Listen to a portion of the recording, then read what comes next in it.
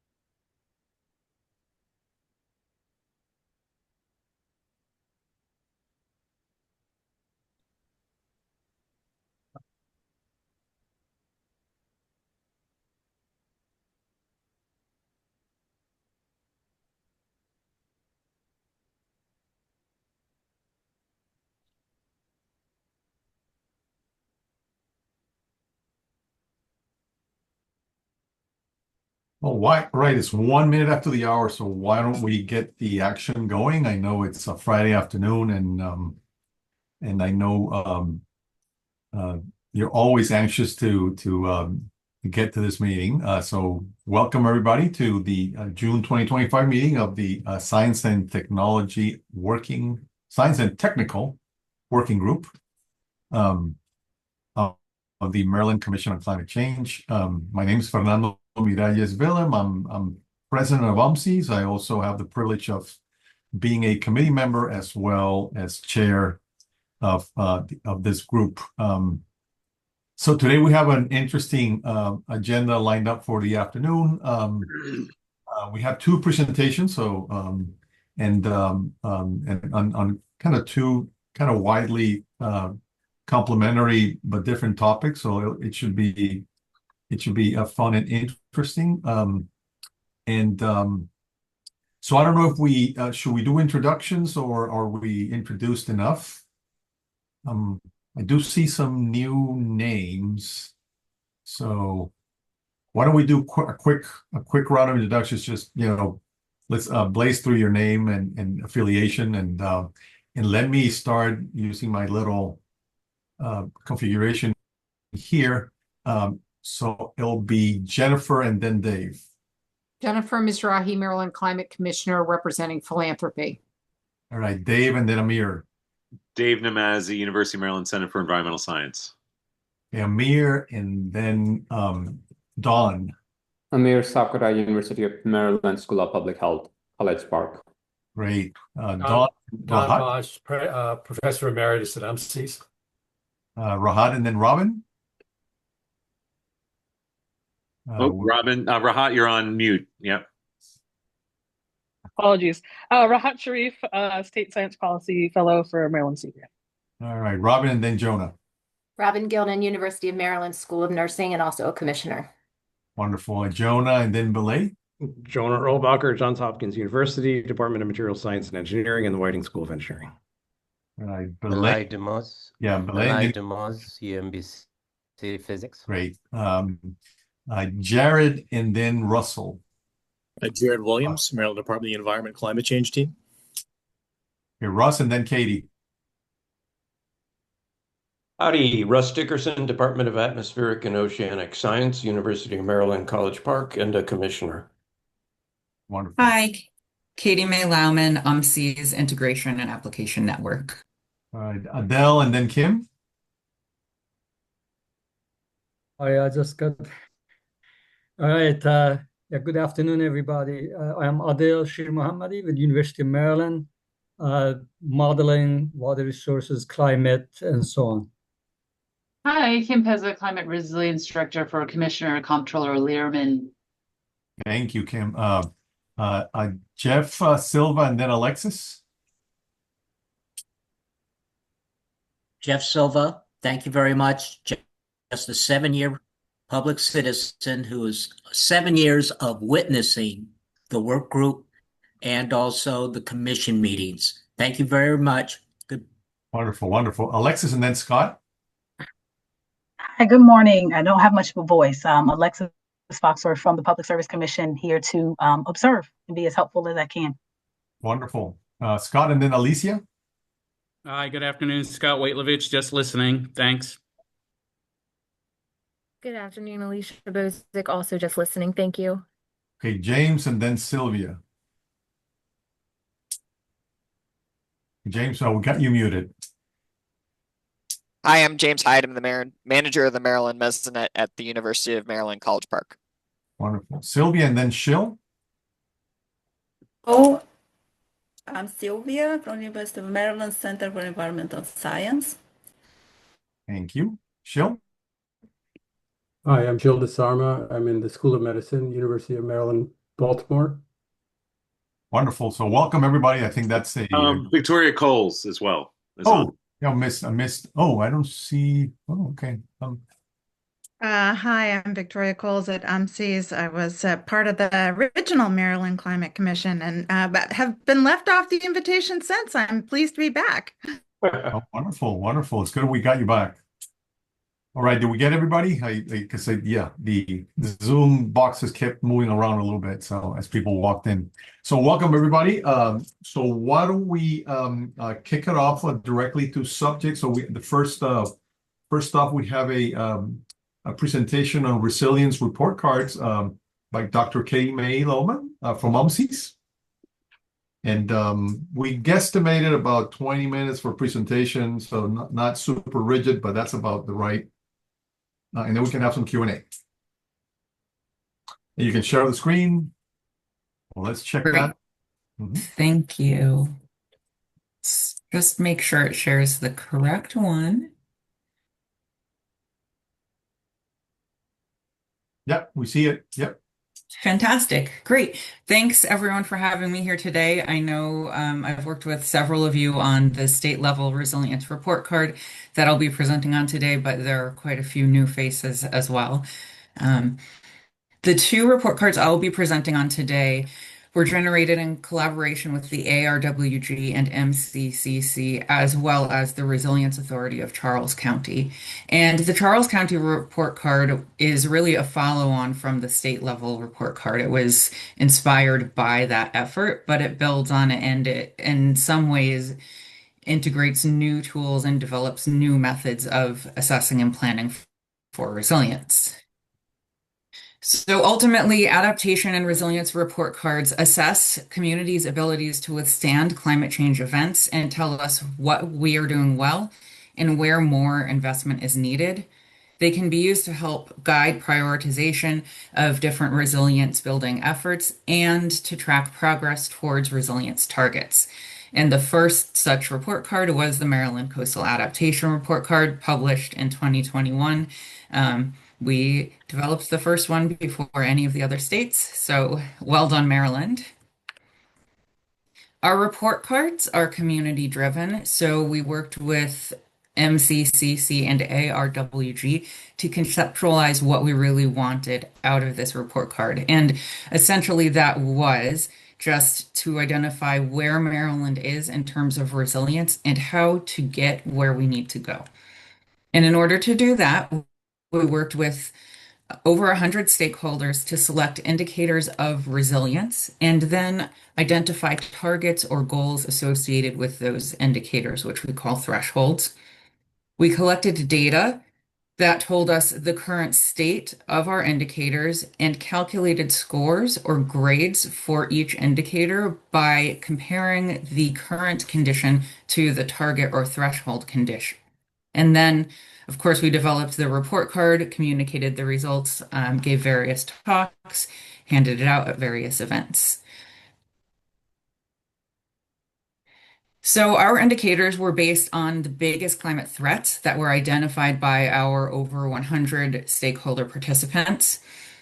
And this is just a couple pictures of one of our workshops where we worked with these participants. We had in-person workshops as well as virtual workshops and surveys that were sent out via social media and email.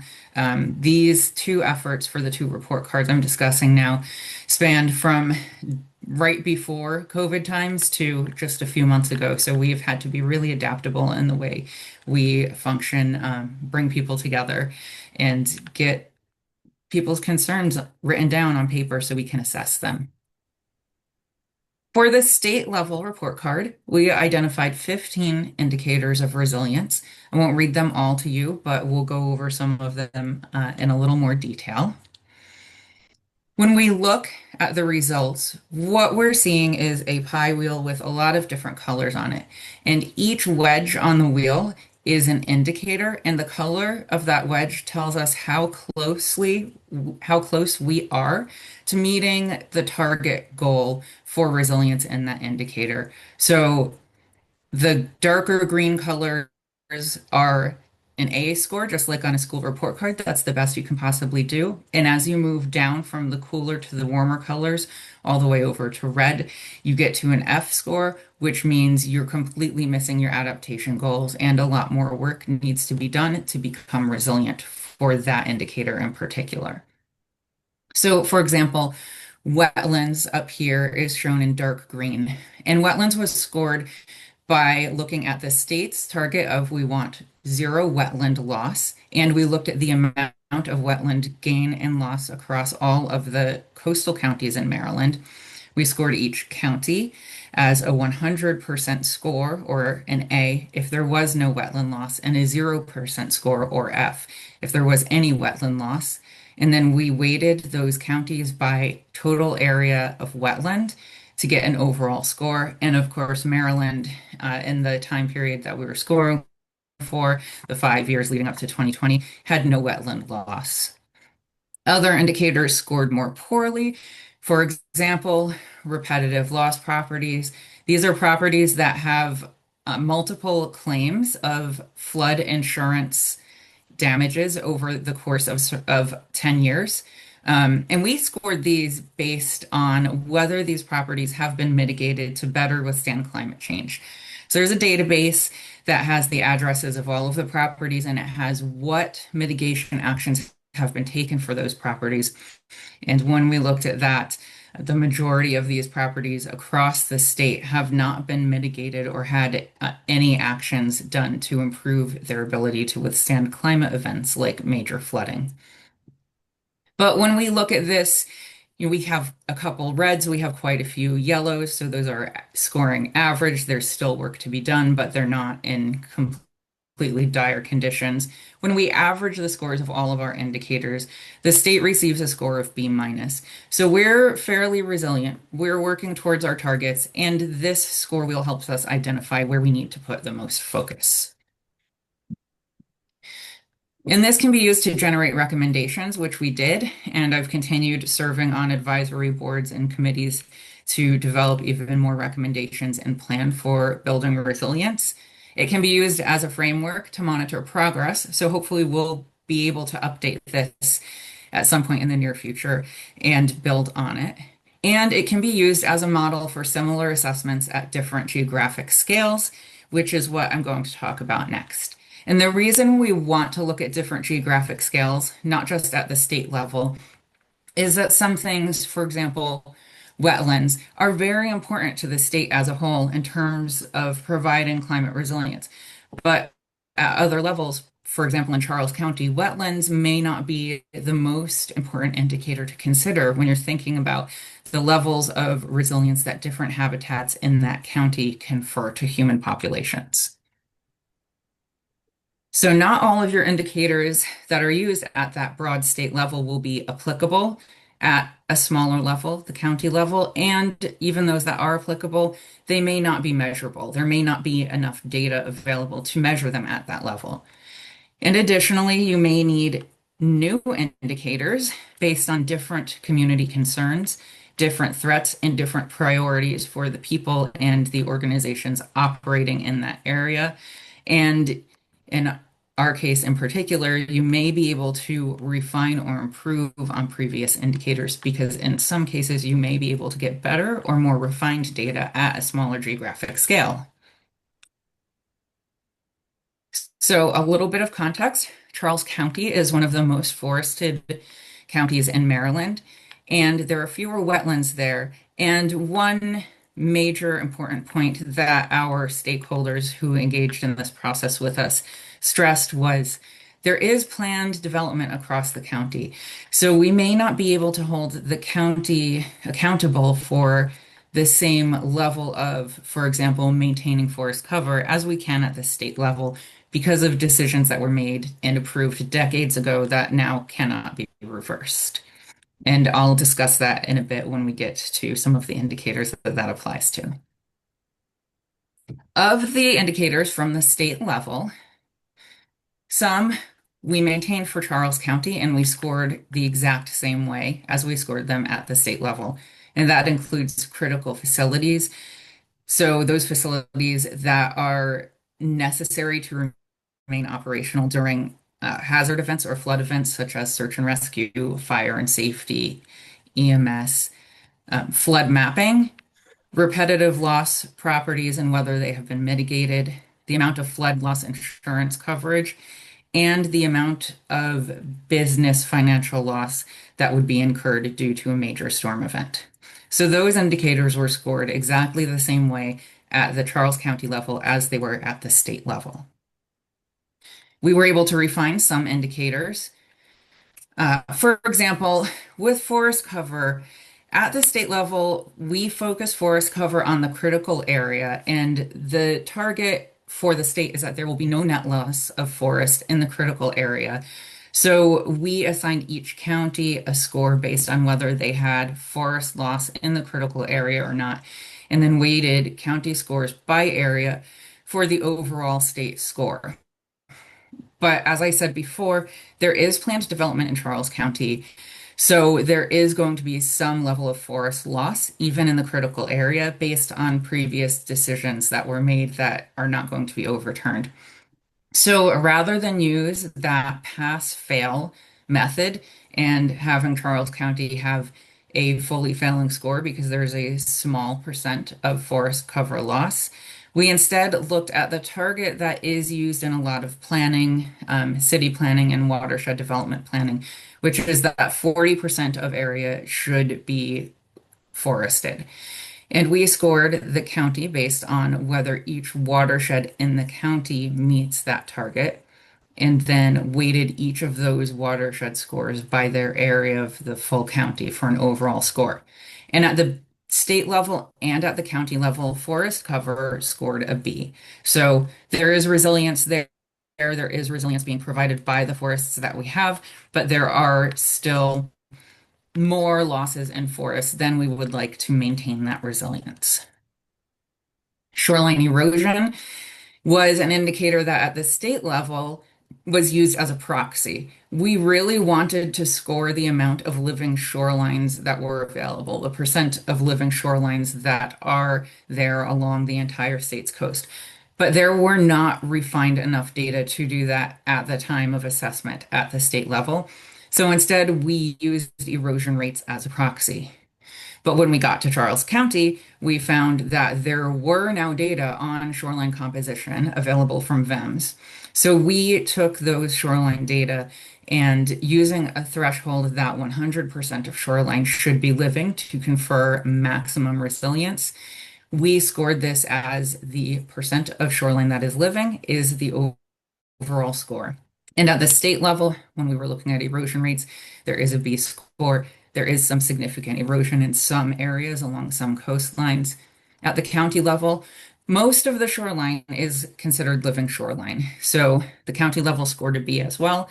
There are some areas where it would be ideal to input living shorelines, but there is still resilience being conferred by what's there.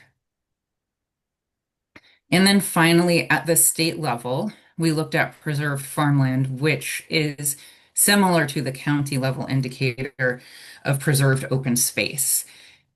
With the state, we were considering primarily climate resilience aspects that are provided by farmland, which are conferred because farmland has pervious surface and has vegetated surfaces. But we were also taking into account the economic impact of maintaining the ability to continue farming over time.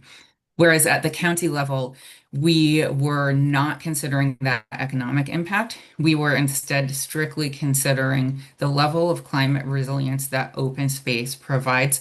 So rather than just looking at the amount of farmland that's preserved, we looked at the amount of farmland plus parkland that is preserved as open space. At the county level, they scored an A. Their target is to preserve 50% of land as open space, and they are nearly there. At the state level, we have a target of how much farmland should be preserved as farmland. And again, we're nearly there. We scored a B. So there is still more farmland to preserve, but we are getting a lot of resilience out of what is already there. And then we added some new indicators for Charles County. For example, park equity, tree equity, air quality, groundwater management, because drought is a serious concern for the county, as well as protected habitats and protected waters separate from one another, and the amount of pervious surface, because much of Charles County is not paved and is not impervious surface, and that is a purposeful way that they have been developing to ensure that they don't have too much runoff, causing too much flooding. So here are Charles County scores using the same scale ranging from A to F, and we'll just talk about a couple of these indicators again. Across the three categories of indicators, which are environment, human well-being, and flooding, all categories scored a B, and the county as a whole scored a B minus. There are particularly good scoring indicators. Those include pervious surface, water quality and air quality, the amount of preserved open space, the ability of the county to manage groundwater properly and pivot when necessary, critical facilities, and then there are some poor scoring indicators, protected waters, so not enough of the water is protected, and we specifically looked at protected areas for shellfish. Park equity is not scoring very well currently, but it's very important to note this because park equity and park improvement is something that the county is focused on and has been focused on for a few years now. So they're going to be using some of what we learned through this report card to improve their parks, and particularly improve some of the equity issues with park access. And then property mitigation and preparing properties for climate change scored very poorly as well. And that's one that scored poorly at the state level too. When we look at those indicators that we scored for both, we see that business preparedness and repetitive loss properties, which is called property mitigation for Charles County, and flood mapping all have the same scores. So they're moderate to very poor. Charles County scored much better in terms of critical facilities than the state did. And that, again, is whether these necessary, important, crucial facilities are in flood zones and areas where they would be shut down during a flood event. And this is partially because not much of Charles County is in flood hazard areas. But it does indicate to us that more needs to be done to either mitigate or protect the critical facilities across the state that we do have. And then flood insurance, and the amount of insurance people have to cover any losses scores a B at the state level and an A at the county level. So there is higher coverage for flood losses at the county level than there is across the state as a whole. And then the indicators that we were able to refine scores for all remained about the same. They all scored a B at the state level, and all except for one scored a B at the county level, with preserved open space scoring an A instead. So we're doing well across the state and specifically at the county level in terms of preserving land, shorelines, and forest cover. And when we look at the score wheels together, we have a B minus at both the county and the state scale. But just very briefly, I'll go over one novel thing that we did in the Charles County report card that has been extremely helpful in planning and that we would like to see expand to the state level report card. And that is identifying and scoring vulnerability indicators that are relevant to the resilience indicators. So rather than just saying how resilient are we in terms of this item, we can say how resilient are we and what is the level of threat. So we can identify which of those lower resilience areas need the most focus based on the amount of threat. So for heat tolerance, which is a resilience indicator, we identified 2 vulnerability indicators, extreme temperatures and heat-related illnesses. For groundwater management, we were able to look at drought vulnerability. For living shorelines, we were able to look at shoreline erosion rates. For road flood risk in mitigation, we were able to look at what is the level of risk posed by frequently flooded roads compared to the amount of mitigation that has been put in place for them. And for the flooding category as a whole, we were able to look at 4 different vulnerability indicators. But ultimately, what this does for us is it allows us to compare resilience in terms of vulnerability. So, for example, Charles County is only moderately resilient to heat issues. The heat tolerance at the county level is only moderate. However, the risk from extreme heat is very, very high, and heat-related illnesses are having a somewhat moderate impact on the county. So because the resilience level is not very high and the risk level is very high, this is an indicator that the county would want to focus on improving. Same thing with road flood mitigation. There's a moderate level of mitigation measures in place, but there's also a moderate level of risk. So this is something that may warrant more attention.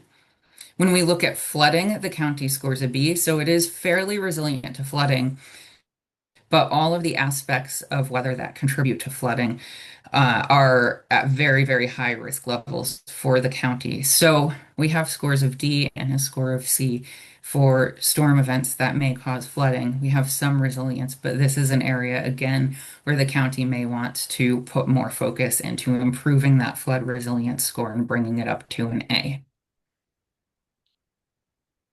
So because this has been so useful at the county level to help not just with identifying where we need focus, but how important focus is in each of those areas, we asked if we could do this at the state level. And currently, for the state resilience indicators and categories, the only ones that we have scored that we also have vulnerability indicator scores are shoreline erosion and flooding. So shoreline erosion scores a B for both level of vulnerability and resilience at the state level.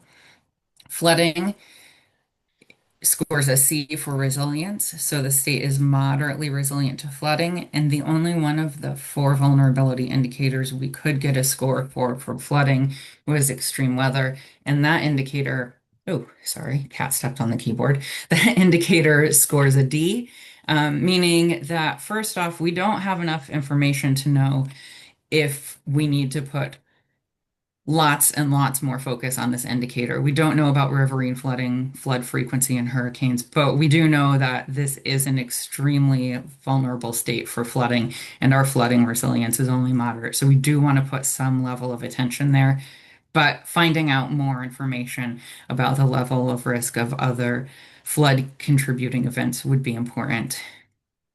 Then helping us identify what indicators of resilience should be looked at in the future, we can see that the state as a whole is extremely vulnerable to extreme temperatures. So it would be advisable for the state to look at what level of tolerance do we have, what level of resilience do we have to heat. And drought is a moderate risk, a moderate threat. So how prepared are we to deal with drought? What are our groundwater management strategies? And are we able to pivot if needed in the face of a drought? I know that was a lot and I went a little bit over time, but thank you. And both of those report cards, as well as 2 community level report cards for Pine Street on the Eastern Shore and for Eastport Annapolis, can be accessed at our Coastal Resilience Program page. It's shown here. And I can take questions for however much time we have. Great. Thank you very much, Katie Mae. This was really, really educational. We have some questions in the chat, so let me ask Rahat to kind of moderate a little bit of a discussion here. There's lots of good questions there, so Rahat, why don't you take them in order? Sure. So first, Jennifer asked, have a floodplain. Does that include that they have identified funding for that? Oh, sorry. To have a flood plan, does that include that they have identified funding for that plan or not? No, so the flood planning, I'll just go up to that slide. The flood planning indicator is based on the requirement that each county within the state must have a flood plan. This indicator was actually influenced by COVID because when we were developing this report card, the flood plans were supposed to have been submitted for every county. Not all of them had, and not all of them had because they had been given extensions due to COVID reducing their available workforce. So it is just whether or not every county has completed that flood plan. Adele has a question. Are there spatial resolutions for these scorings? What proximity of, for example, forested areas to urban areas or agricultural areas taken into consideration regarding their interactive impact on one another? And following up on that, USGS data indicate confined aquifer levels are declining drastically due to heavy use for public consumption, yet your score shows groundwater management very green. Any thoughts on this? So I'll answer the groundwater management one first. So groundwater management is based on whether the strategies that are being implemented in Charles County have been and are expected to remain to be adequate in terms of risk of drought. So the aquifers are declining. The policy is that if an aquifer declines, that aquifer is capped and allowed to regenerate, and other sources of water are tapped. So Charles County has several aquifers they can draw on. There have only been 2 times where their aquifers have gone below the level that requires capping. So yes, while they are declining, they're not declining to levels that are considered extremely hazardous. And when they do, they have been capped and allowed to regenerate, as well as the county is seeking to and has invested in bringing in more surface level water for use rather than just groundwater. So they're reducing that impact that they're having on the groundwater table. And then the first question was about whether we're looking at impacts of different indicators on different land types. It looks like the question's about spatial resolution. Proximity. If you're counting spatial resolution on the scoring. So the example was proximity to forested areas or urban areas. Okay, Adele, yeah. So I do have. Sorry, I'm gonna click through a bunch of slides. Spatial resolution wise, we did everything at the subwatershed level. So each of the watersheds that are within the county were divided out and each was scored individually. This was another unique aspect of what we did at the county level, because not only do we know what we need to focus on across the board, but we know which of those indicators based on this needs the most focus in which watershed or which geographic area. Jennifer was curious about how many counties you've done this for and if there are online somewhere. We have only done this for Charles County so far. There's only been funding for Charles County. There are definitely enough data available to do this for most of the counties in the state. I would really like to do this for all of the counties in the state, and I know that there is a statewide appetite for that. There is a desire for that to happen. Our struggle right now is funding. We had put in for an NSF that would have funded that, but that program that we applied for has been disappeared. So we've only done this for one county. We would like to do more. We have pivoted and are now doing this at the community level, just because there is more funding available for that, for example, through Chesapeake Bay Trust. Okay. I'm Robin, sorry, Katie May, on that point, you just very quickly referenced, a new one that you're doing between Cambridge and Annapolis. You might just spend a minute describing that in a little bit more detail. Sure. So for Cambridge and Annapolis, we worked with the Eastport community in Annapolis, particularly to assess their biggest threats and their levels of resilience associated with those threats. The reason we focused on Eastport was because there is a lot of resilience funding going into Annapolis as a whole, but there's a perception that it's not necessarily focused on Eastport. So the Eastport community wanted something just looking at their own community in their own area.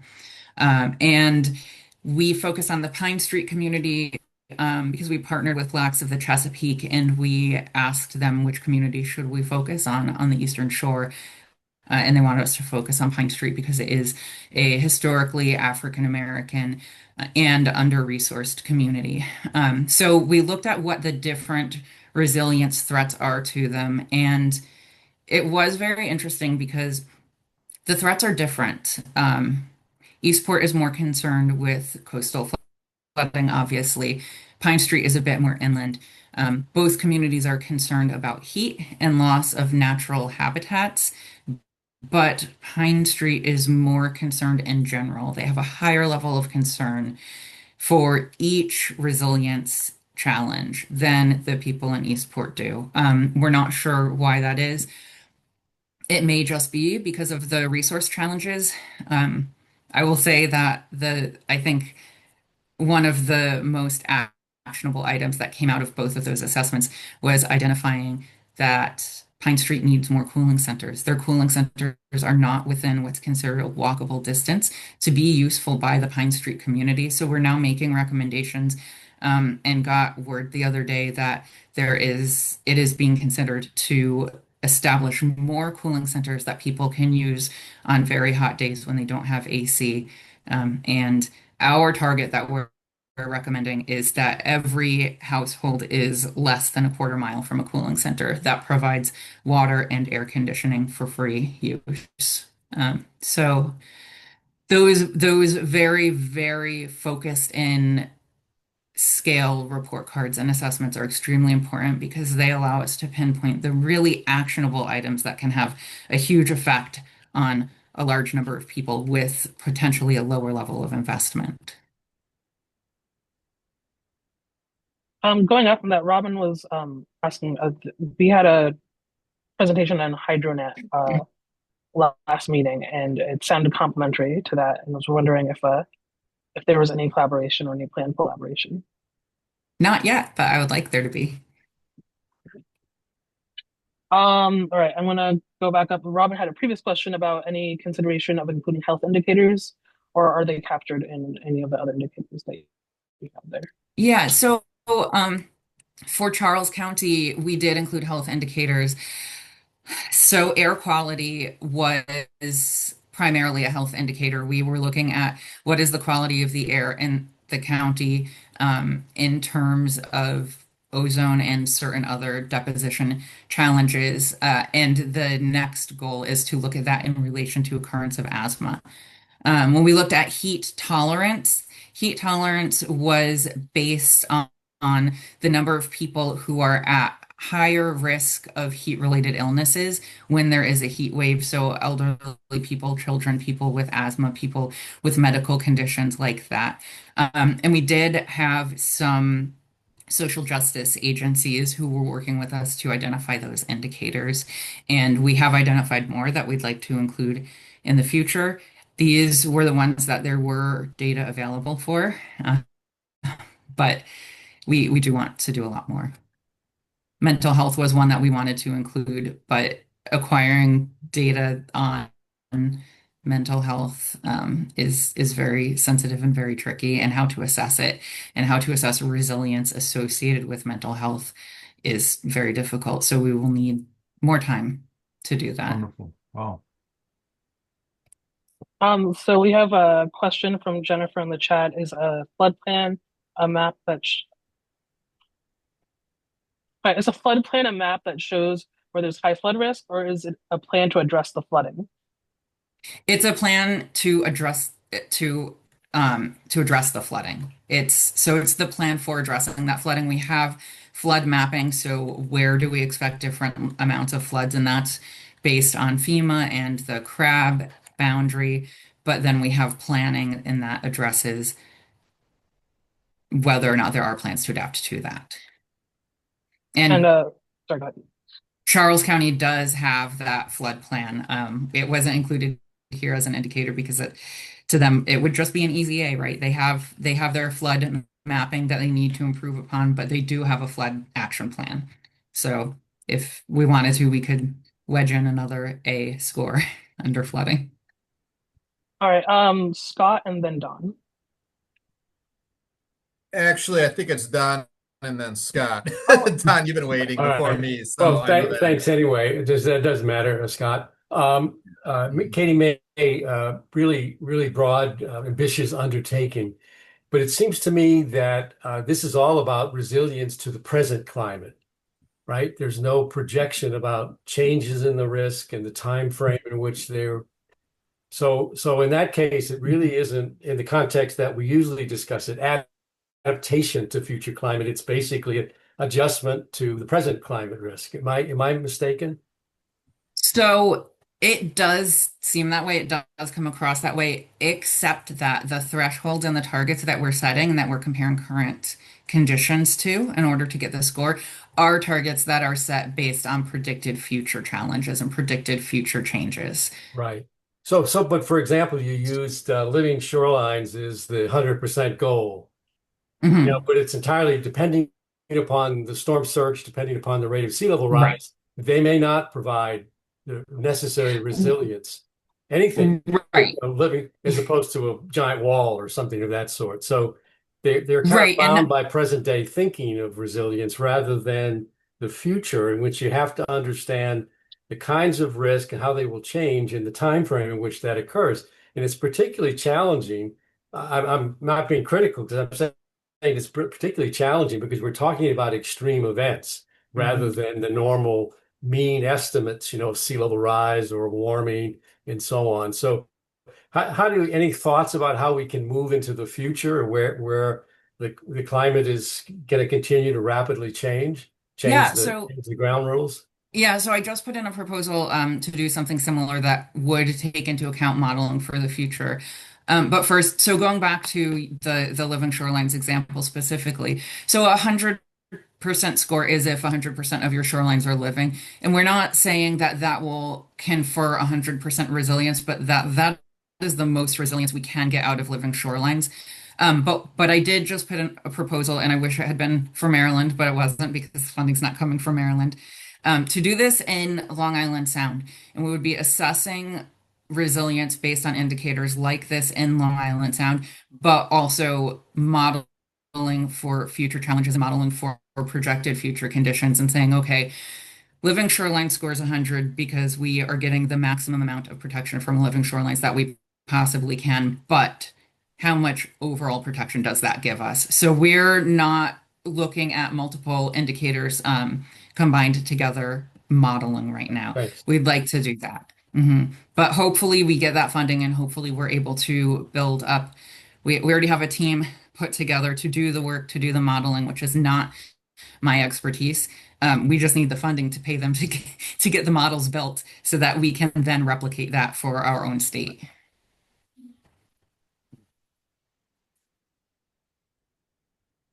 Scott? Okay, hey, hi, Katie. So on the refined indicators for Charles County slide, under the preserved farmland bullet, you say, considering climate resilience aspects of vegetative services and, in the all caps, economic impact. How is economic impact measured here? Are you familiar with that? So the indicator itself is based on the target to preserve a certain amount of farmland, and that target is set to ensure that there is economic protection for farmers and for the people utilizing that farmland. So we ourselves are not assessing the economic impact. The target is speaking to the economic impact, and we're assessing how close we are to the target that says that there is some economic benefit. But the benefit is specific to farmers because, of course, you could take that 160 acres or whatever, create a giant subdivision and have an economic impact. And that's not really what we're looking for, but that is an economic impact nonetheless. So just something. Yes, It's specific to economic impact for the farming industry in Maryland. Right. Gotcha. Thank you.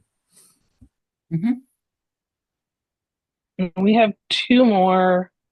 One is, I think, is a comment from Russell. It would be good if you have asthma data to correlate that with air quality data? And in addition to Don's question, do we estimate and link these to federal and other rules? Sorry, federal and other rules. So I guess, I mean, I don't know. Yeah, Russell, if you want I can chime Oh, sorry. in. Okay. Specifically, you're looking at air quality, and Okay. see we're downwind of some of the major states here. And so how do you account for that? This goes with, I think, Don's question also. Yeah, so our air quality measures are based on projections of the changes in air quality. I think we're primarily focused on ozone in the county and projecting out how those changes, how the continued decrease of air quality is likely to continue. So it is taking into account just really the airspace that we have been able to measure so far. And I will say that this indicator does not have a lot of data because there are very few air stations in Charles County, but the Resilience Authority has set aside funding to put in more air quality monitors there. So we will be able to speak a lot more about this indicator in the future and its impact. We did use the same method that the National Park Service currently still uses, I think, in terms of assessing air quality. And it's basically taking an airshed view. So it's what are the 3 closest air monitors to you. So it's not necessarily looking at what is the impact this other state's wildfires is having on us, but it is looking at overall long-term trends. What is our air quality doing to our community? Thanks. We have a comment from Adele. Per Don's question, I should know that we have done freshwater groundwater withdrawals for agriculture under historical USGS data 1980 to 2022, and then under future climate scenarios simulated using CMIP6 models, and then forecasting future groundwater withdrawals using AI modeling. I'm wondering if we could communicate at some point. Yes, please. Maybe my email address is up here on my last slide. I guess not. But if you just, I'll put my email address in the chat. Yeah, it was. And then was there in the slide. Oh, it was. Okay. I'll try to share it. Sorry. It's all right. It's all right. Just drop it in the chat if you want to. Yeah. I have so many slides on here. All right. There you go. There we go. Yeah, just please do send me an email. And if you have any more questions too, please send me an email. And I will answer them as quickly as I can. Yeah, one perhaps final question. I mean, do you get a sense that these report cards are being well assimilated by stakeholders? Is there pushback? I mean, how welcomed are they? They are extremely welcomed. I believe that a huge part of that is because they are stakeholder driven. So we spent 2 years engaging the community for Charles County. We spent 2 years bringing people in, asking them questions, asking them for surveys. When we do get pushback, which of course we've had people who maybe 6 months from publication of the report card, when we share out, here's an early draft, will come and say, no, I don't think that's right. And then we say, okay, great.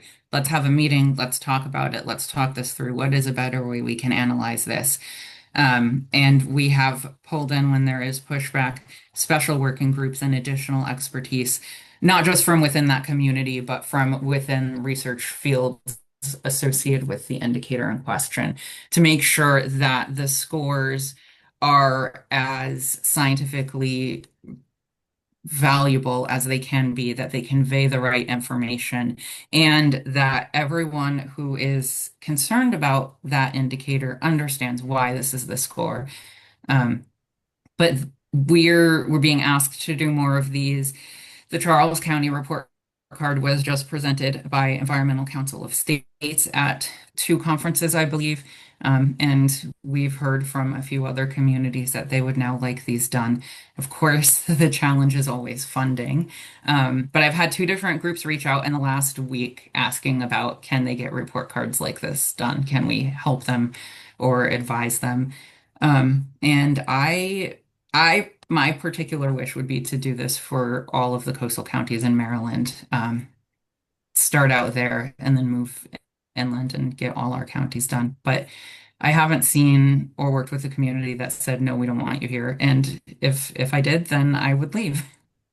Of course, of course. Fernando, if I could just add one thing, Katie May is also scheduled to be on the Adaptation and Resilience Work Group agenda. Is it in July or August? I think it's July. For their meeting. Right. And that was the group that initially funded the statewide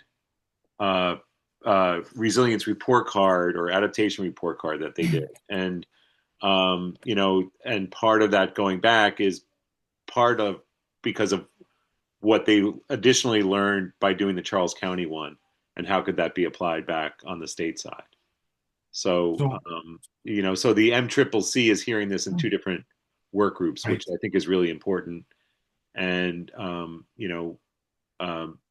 perhaps even at some point thinking about something like this to the full MCCC might be a good recommendation, for their future meetings to consider. Absolutely. And did I understand you correctly, Dave, when you said that the ARWG funded this work? Yeah, I mean, DNR did, but because it was a recommendation from the ARWG.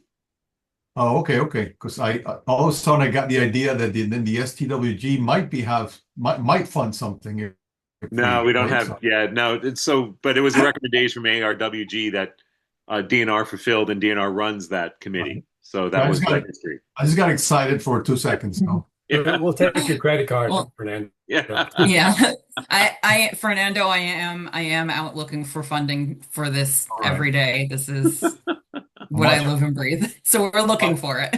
Much appreciated. So definitely a great contribution. We really appreciate it that you made it today, Katie. Just in the interest of time, why don't we keep the ball rolling and move into the next presentation on the Mesonet, this time by James Hyde, who is the Mesonet manager station at University of Maryland, College Park. James, welcome and thanks for being with us today. The floor is yours. I don't know if you want to share the screen, however you want to play it. Yep.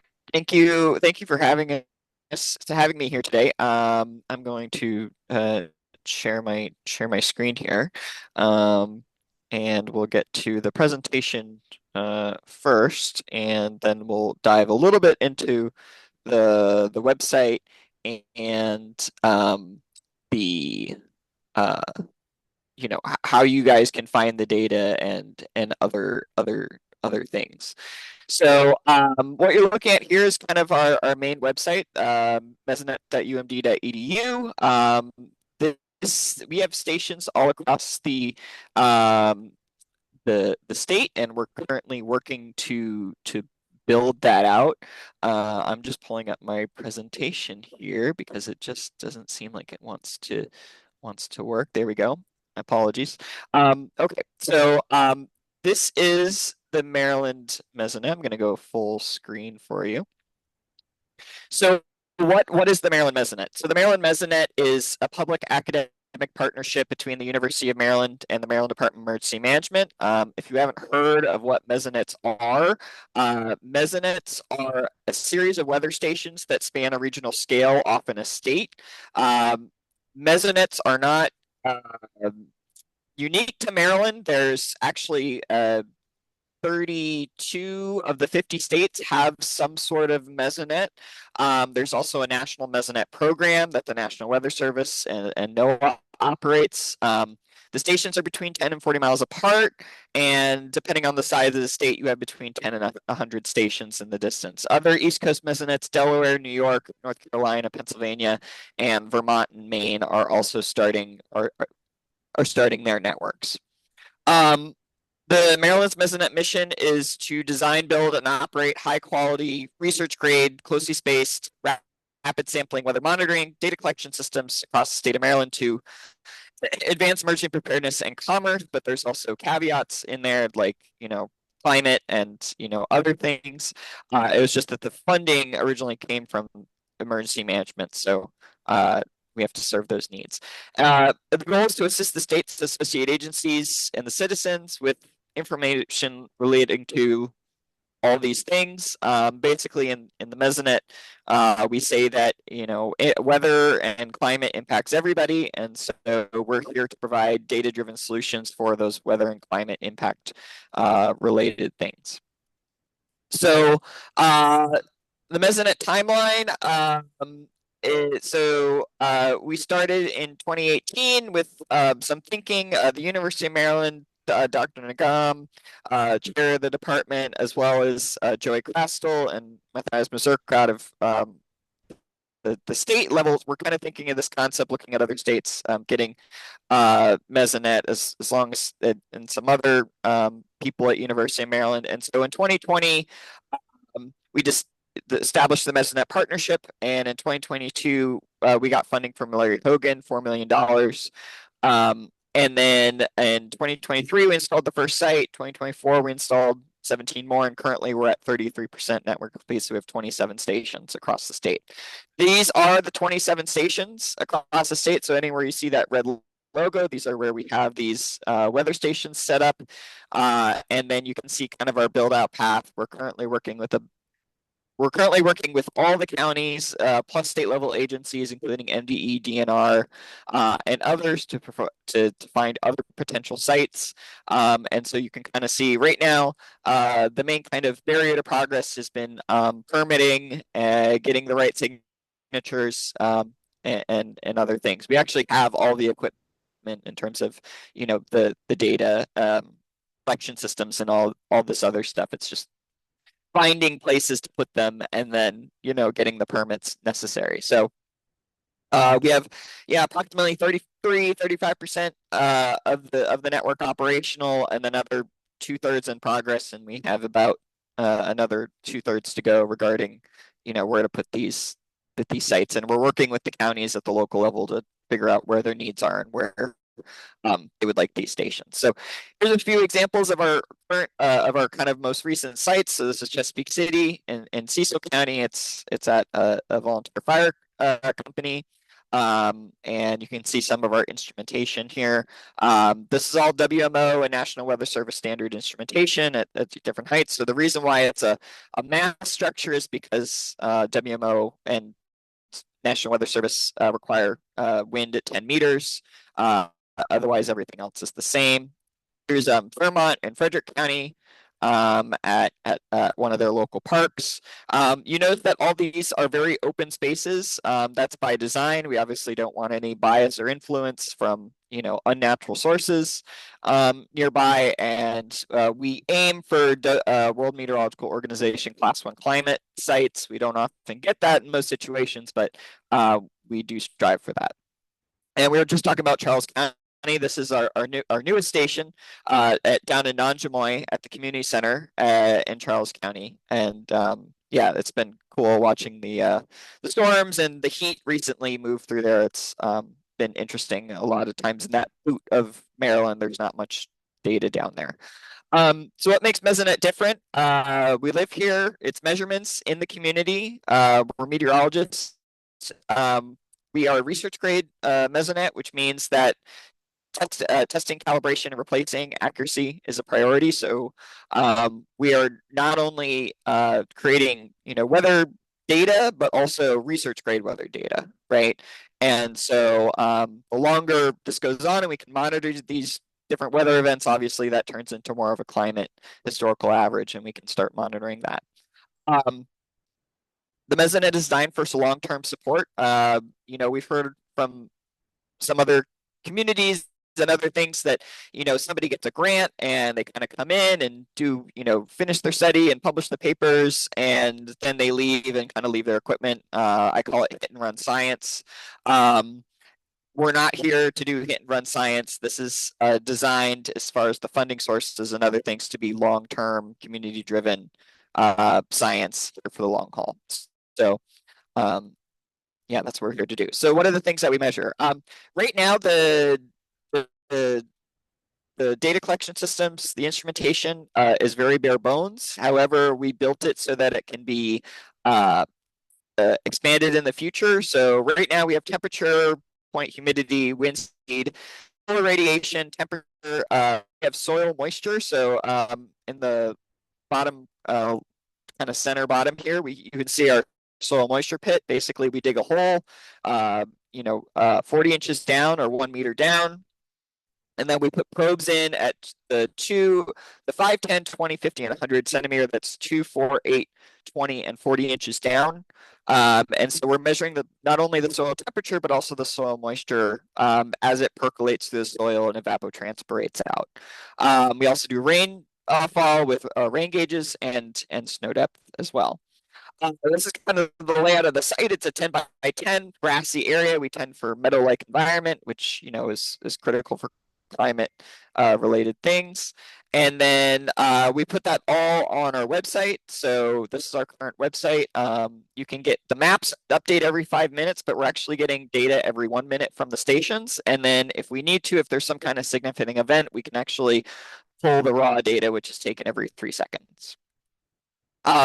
The data will be available online soon. We just created this new tool, which is actually available at the link below if you copy paste it. But it'll be it's kind of hidden to the public, but still available. But it'll be fully public soon, and you can download the hourly averages. We also do our own QA/QC, which kicks out a bunch of some of the bad data and stuff.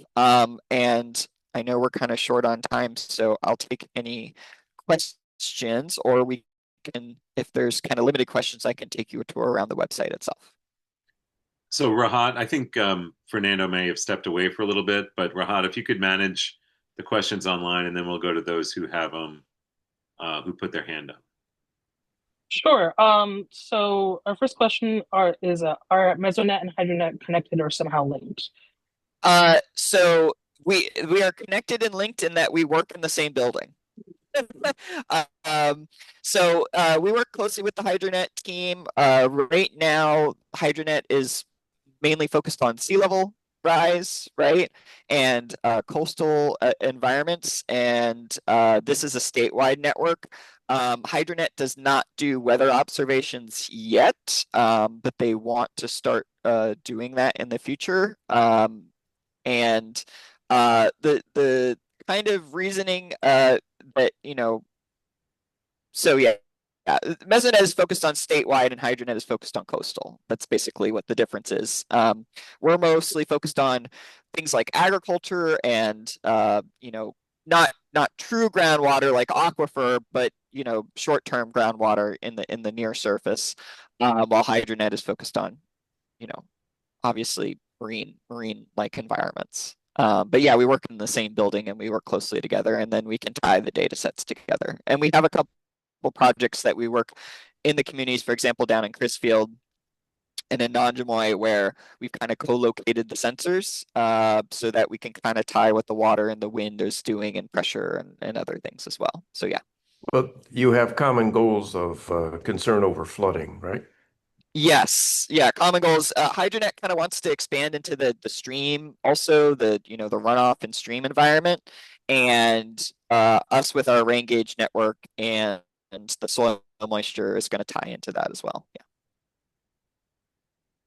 Great. Do you have any agreement with NWS for long-term health? Health, not particularly, but all of our data goes through the National Mesonet program, is injected straight into the National Weather Service data feeds. So all of our data is sent to the National Weather Service every 5 minutes, and that gets injected both into the situational awareness display at the National Weather Service offices, but also the local modeling. So all of this data is ingested straight into the weather models. But as far as health concerns, we've done some heat index, just this week, because there was heat stuff, we did a heat index map. And they've been kind of using that in the counties that we've been working with, kind of been using that, but not as far as weather service and health related. Yeah. We do have a question about downloading the data. I'm assuming the link that you sent us will work to be able to download data from Yes, yeah, I residents. can copy that link in the chat. That is the hourly data. So basically we take all of the observations, we crunch it into hourly data sets, and we're currently working on that for a daily data set as well. So you can download hour by hour or day by day. And then that'll create a longer term average that you can pick through the data for. Yeah. And do your own number crunching if you want to calculate some parameter or something, you can do that from the raw data. Are there any plans to link these mesoscale observations with those who are developing downscale climate models for ground truthing and model refinements? Yes, that falls. So we at the Mesonet are more operationalists. So we live in the day to day. There are people at the University of Maryland who are interested in doing this, and maybe Russ knows more detailed than I do, but they are interested in taking this and, taking like a CM6 or whatever and downscaling it and then comparing it to the observations. However, that is outside of our wheelhouse at the Mesonet, inside the Mesonet unit right now. Belay, do you want to ask your Yes. question? No, thanks, James. This is great. This is a great resource. Some states do get a little bit of money from the National Weather Service. I'm thinking of New York State Mesonet. Yeah, so all the Mesonets, including New York State and the others, are part of the National Mesonet program, and we are also part of that. We are considered a, essentially tier 1 Mesonet because we follow all the rules and guidelines. I have to submit reports to the Weather Service, with our uptimes and stuff like that, and then we get compensation for their data. It's basically the National Mesonet program is essentially a data buy program where the federal government gets data and then we get funding for that data, and then we turn that funding around to not only improve the instruments we have but keep them calibrated and it pays for employees and other things. Yeah. Okay. And have you done topographic analysis for all of this? What analysis? Topography.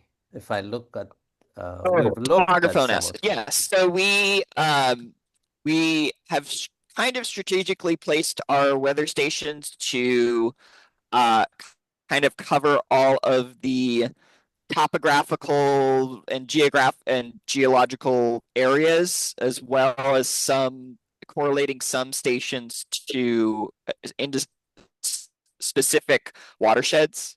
That's done on the county level. You can't really see it with this map, but we aim to have good geographic and not only in terms of elevation, but geological and watersheds coverage as well. So right now, only about what you see here in front of you is only about 1/3 of the entire network when it'll be complete.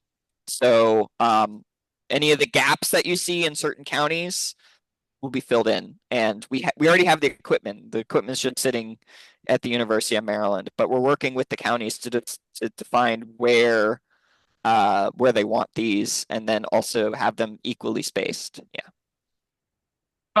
Russell had I think this is a comment about a CatLab connection. I don't know if that means anything to you. Russ, we had also been on that trip to the CatLab, and they were also kind of interested in what we were doing, and following kind of this in terms of integrating the data. But I haven't had any follow-up with them. What's the CatLab, just for our edification? Russ, did you want to take CatLab is at the University of Yeah, it's part of our engineering program, and they are devilishly clever at generating traffic information based on your Google Maps and so on. And so they provide to the Department of Transportation in Maryland highly detailed information about where there are traffic jams, where there appears to be flooding, where there are accidents, which stoplights are out of commission, and they have spectacular high resolution data on different kinds of vehicles and where and when, and ships and airplanes as well. And so they care about the weather, but my question was, they're potentially a tremendous resource for understanding air quality. You can do machine learning to figure out morbidity and mortality as a function of traffic, for example. So we're trying to pursue that, and that my question was just, nothing has come of it since that meeting. But I'm in contact with one of their engineers who just has been on vacation for a while, so it hasn't gone anywhere. But it's potentially an enormously powerful resource. Regarding air quality and some other things, we have had discussions with a number of different agencies and departments about right now the instrumentation is all basic weather parameters. However, we have the ability with the current equipment that we have to expand into other areas. So when the Mesonet network is done, it will be the densest, closely spaced environmental monitoring network in the state. And so other different agencies, jurisdictions, et cetera, have approached us about putting different types of instruments on the towers, and we are open to that. We just have to get the bare infrastructure in the ground. We literally have to pour concrete first. So come back in a few years and we can talk about air quality. Some people in like Calvert, with things have talked about like even going into radiological, because they've got nuclear power plants and stuff. We're open to discussing all those types of things. We just have to get the literal concrete poured first. So that's our kind of goal for the next year or two. Great. We have sorry. Any other questions? Sorry. Tremendous potential. Sorry. I'll shut up. No, it's fine. We have a question from Adele. Is there a cost to download the data?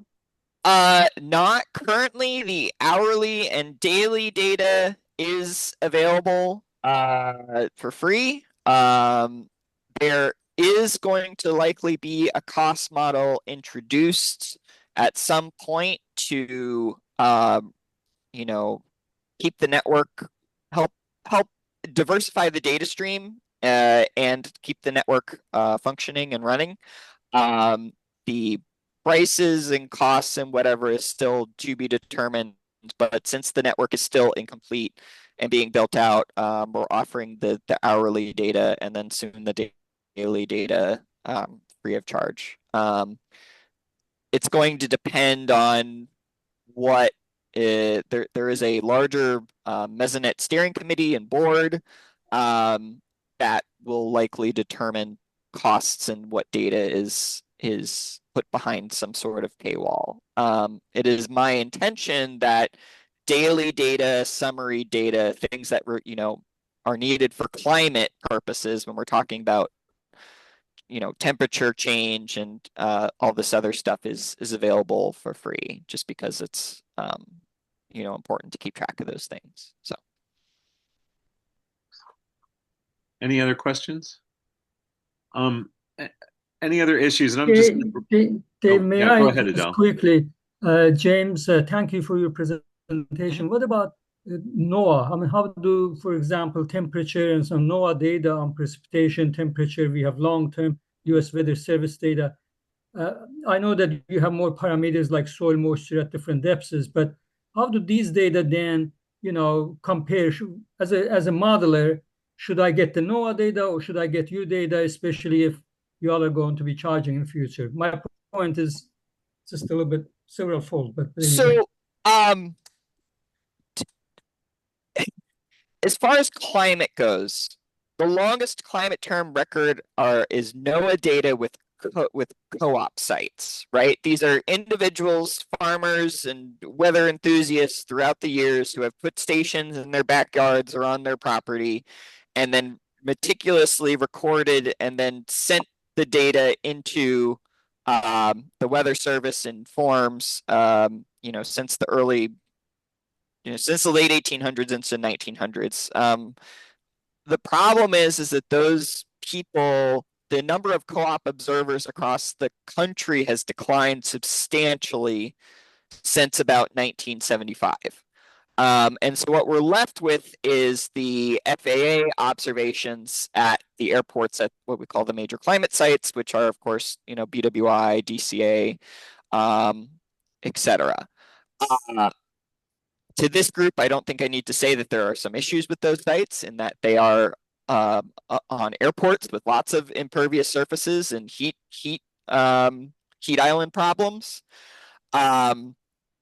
So merging those two data sets is going to be a challenge. The goal of the Mesonet, as far as the climate goes, is that we're actually, in open environments that are, not prone to artificial heat sources and other effects. And so we can actually kind of merge the co-op data with the Mesonet data. So as the co-op and people volunteering to do this, declines, then the automated data systems with Mesonet will kind of take over.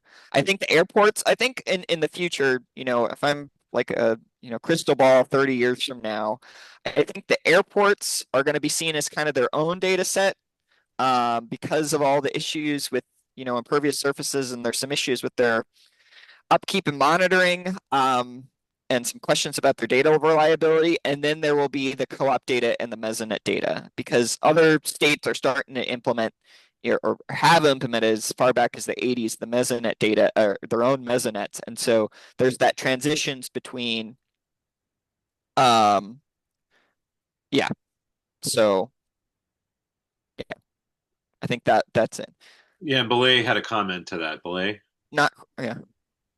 Yeah, James, I have worked quite a lot with Oklahoma Mesonet and New York Mesonet. Each Mesonet station is dependent on the wind direction for the shadowing effect. So, two questions. The ASOS and AWIPS are high quality and long term. This data helps you on a mesoscale, regional scale. And so it's not right, if I hear you correct, about the urban effects and others influencing the NOAA data. I think Adele's question that needs addressing. I think maybe this committee can comment. This is a state-funded network and should be free for the state. I think as a group, maybe we should actively support some kind of state continuous funding, but originally it's a state of Maryland funding. If it's pay for play, it becomes a little bit problematic and issues will arise. So this is not for today. I just wanted to react. The ASOS, the AWIPS, I know quite well with those data sets. They're very high quality. So, Belay, thank you for your comments. Regarding, first off, the kind of pay for play stuff, it is our intent. We do not have, it is the rules and how that is yet to be written. It is very, very likely that if you are a in-state researcher researching the state of Maryland for climate reasons, that you will not have to pay. It's very likely that is the case.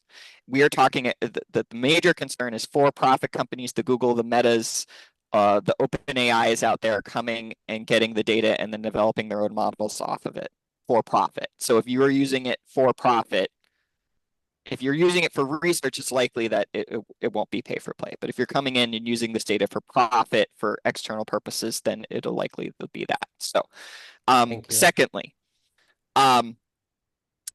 ASOS is high quality. So regarding your wind shadowing things, yes, we have wind shadowing effects. Obviously, there's a lot of trees in Maryland. It's not the Great Plains. And so in our metadata, we highlight which directions and from what distance there are different structural, impediments maybe to the wind data. I will have to disagree with you on the urban impacts for ASOS data. I think there are urban impacts in terms of the impervious surfaces around and not only straight underneath the stations, but otherwise. While the sensors themselves, the actual specifications might be high quality, I disagree with you on the fact that the data set as a whole is high quality. I think there are maintenance and technical challenges as well as siting challenges with the ASOS data. And I think in the future, the ASOS data will probably be asterisked at some point compared to the co-op data and Mesonet data coming from some states. And I don't know what you're talking about, AWIPS. AWIPS is the information processing system that the Weather Service uses, and it's not a measuring system. So I'm not sure where the confusion was there, but yeah. Well, thank you. And James, if you could, in the chat, can you put in your email address? Sure, I will put in so folks the main want to website, follow up, and then yep. That'd be great. Thank you. And there are so I think you've answered the one about download the data, where to get the data from, and then your email address. So Victoria, if you have problems getting the data, you could write James. Thanks. And so just recognizing the time, I just wanted to mention to everyone in your emails, separate, so changing topics, Amir had sent over 2 recent papers for your information related to the Canadian wildfires and their impact on health, one specific to Maryland. And then I wanted to ask if anyone else had any quick updates they'd like to give before we open it up for public comment. Going once, going twice. I have one. Yes, please, Blay. We have a DOE station at several, at Baltimore that has quite a super site of measurements, and at Mount Airy and by HMI. And this is a whole year of data collection, and there's just a treasure trove of lots of profile data. It's more than surface. So we've had quite a number of papers coming out of that program. At some point, I will share it with the group. There's a lot of good stuff coming up. Thanks. Great. Thank you, Belay. And sharing Hey, it, you could. Dave, I've got one more comment. I think, we've in past meetings talk about things that we're planning to do in the future. And one of them that's kind of on the table, but we recognize it's going to take an effort, is an update of our climate assessment for Maryland. And, it strikes me that where's she? I think she's gone now, but Victoria Coles was on this call. She's still on. She's still here. She's still on. And she was, when we started this, and STWG started 18 years ago, we undertook this first assessment. And Victoria was the one who gave us some sort of a early stage downscaling of what the global climate models done by IPCC meant for Maryland. And so that's what we used for that assessment 18 years ago. And it strikes me that now, 18 years in the future, we have this rich information, highlighted by Katie May's discussion of the various issues of vulnerability on statewide and county by county scales, this work on the Mesonet and other kinds, and also things that have been done in the national climate assessments that have provided downscaling. So I think we have not a slam dunk challenge, but a more achievable one to provide some sort of a climate assessment that builds on the other assessments, including the national assessments, which, by the way, are probably going to go away under this administration, to do something for Maryland, which is really important and unique, and it shows this and brings in this regional scale understanding within our state. Great, Don. Thanks. And excellent point. And Fernando because we ended up doing 2 presentations at this meeting, he wanted to defer that talk a little bit broader about where we're going on this, and we could pass this along to him for a conversation in July. And so we kicked the can down a little bit down the road on that. But let's Kick the road down the can. Yeah, I'll brief him on that point, and I'm sure he would agree with you on that, and start going from there. So, any other updates anyone wants to give? I wanted to open this up for any public comment, if anyone has any public comment. Jeff, I see you coming on camera and off mute. Do you have a public comment you'd like to make? Hi, yeah, I do. As a matter of fact, it has to do, Mr.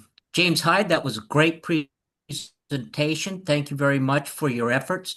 I would ask that if it's possible, I get confused when I look at all the terms on this data that is showing on various websites like such as NOAA and so on.